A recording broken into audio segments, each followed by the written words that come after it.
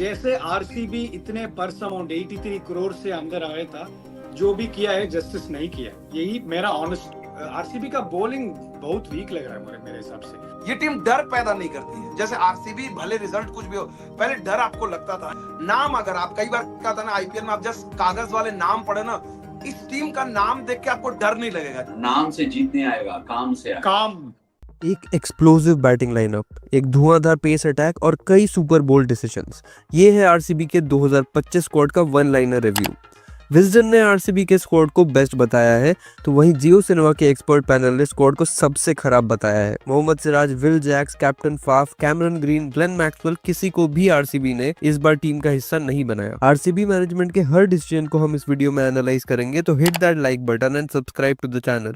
M Chinnaswamy stadium, ये हमारे लिए जितना प्यारा ग्राउंड है, इस स्टेडियम को प्रोटेक्ट करना हमारे लिए उतना ही मुश्किल रहा है। साल 2023 में घर पर मैच हारने के कारण सिर्फ एक मैच से हम क्वालिफाई नहीं कर पाए। पिछले साल माइक हेसन का कॉन्ट्रैक्ट खत्म हो गया था और उनके रिप्लेसमेंट आए थे एंडी फ्लावर और मो बोबात। अगले ऑक्शन में सिराज के अलावा पूरी बॉलिंग को हटा दिया गया। बैटिंग डेप्थ पर जरूर काम हुआ था, मगर बॉलिंग शायद ऑल टाइम वर्स्ट पर थी, और जिसका डर था वही हुआ।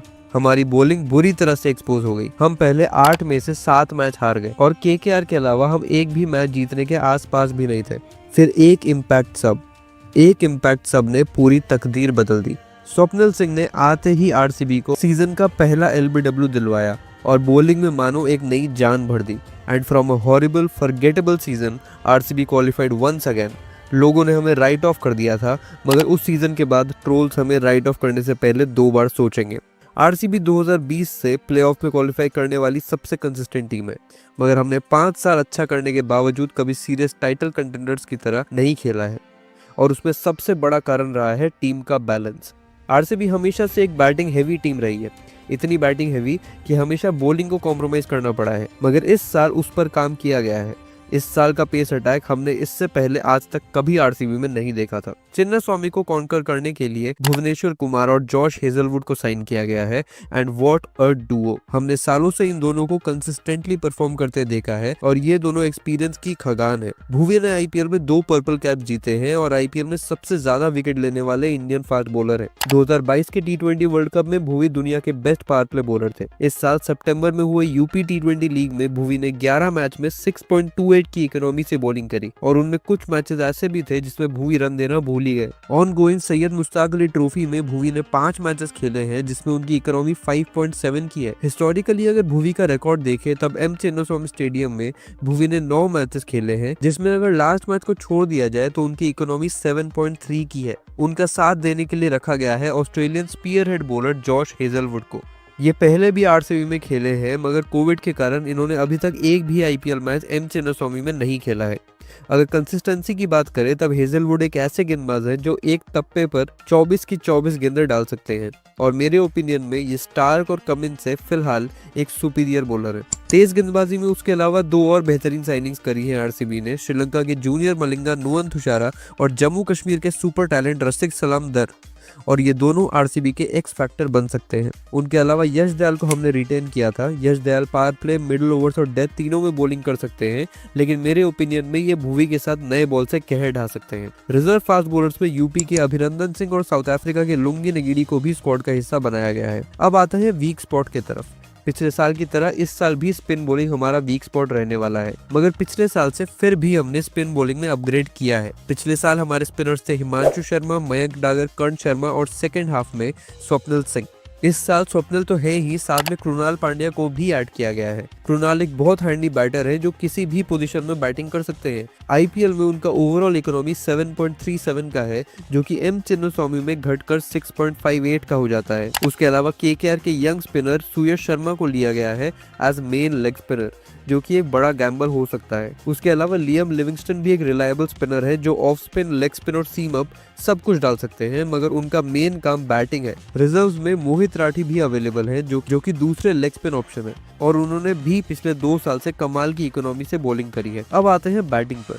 विराट कोहली और रजत पाटीदार को बैटिंग में रिटेन किया गया था। रजत ने न केवल लास्ट ईयर आरसीबी के लिए कमाल किया था, बल्कि उससे पहले 2022 में सेंचुरी मारकर उन्होंने आरसीबी को क्वालिफायर 2 में पहुंचाया था। उसके अलावा करंट टी20 फॉर्म भी उनका कमाल का है। विराट कोहली का तो क्या ही इंट्रोडक्शन देना, मगर इस बार का स्क्वाड देखकर ऐसा जरूर लग रहा है कि शायद कैप्टनसी एक बार फिर विराट कोहली ही करते नजर आए। उसके अलावा हमने खरीदा है 2 और इंडियन बल्लेबाजों को, वो है देवदत्त पडिक्कल और जितेश शर्मा। इन दोनों साइनिंग्स ने आरसीबी का इंडियन कोर बहुत शानदार बना दिया है। देवदत्त पडिक्कल एक बहुत टेक्निकल बल्लेबाज है और इनिशियल सीजन्स में ही उन्होंने सभी को इंप्रेस किया था। हालांकि अगर देवदत्त को कंसिस्टेंटली खेलना है तब अपना डॉट बॉल परसेंटेज बहुत नीचे लाना पड़ेगा और स्ट्राइक रेट को 150 के आसपास रखना पड़ेगा। उसके अलावा जितेश हमारे इकलौते इंडियन विकेट कीपर ऑप्शन है स्क्वाड में। इनका रोल बिल्कुल दिनेश कार्तिक वाला होने वाला है, एक Indian wicket keeper finisher with IPL and international experience.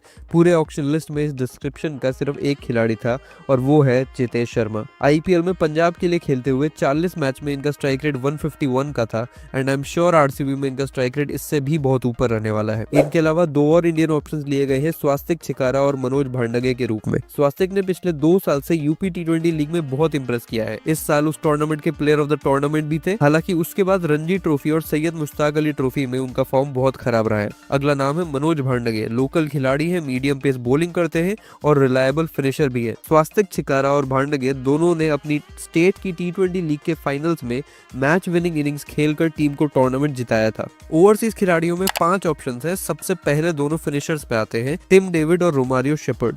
Tim David वैसे तो बहुत ही हेटेड प्लेयर है, मगर आईपीएल 2024 में इनका स्ट्राइक रेट 159 का था, तो वहीं 2023 में 158 और 2022 में 216 का था और इनका परफॉर्मेंस ही आरसीबी के लिए अगले साल मेक और ब्रेक होने वाला है। Romario Shepherd is a beast from the Caribbean.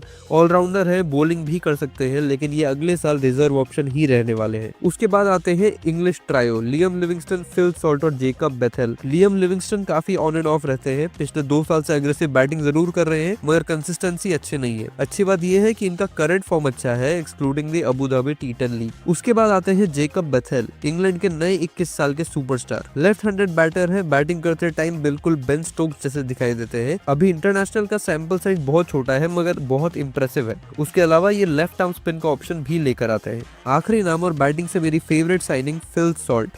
पिछले आईपीएल में तबाही मचा दी थी। 39.5 की एवरेज और 182 की स्ट्राइक रेट से 435 रन बनाए थे और केकेआर के लीग टॉप करने के पीछे इनका बहुत बड़ा हाथ। And out of all the available opening options this was the best one. अब आते हैं अगले पॉइंट की तरफ, टू मेनी राइट हैंडर्स। पूरे स्क्वाड में सिर्फ 4 लेफ्ट हैंडेड ऑप्शंस हैं, डीडीपी, बेथेल, कृणाल और मनोज भांडगे।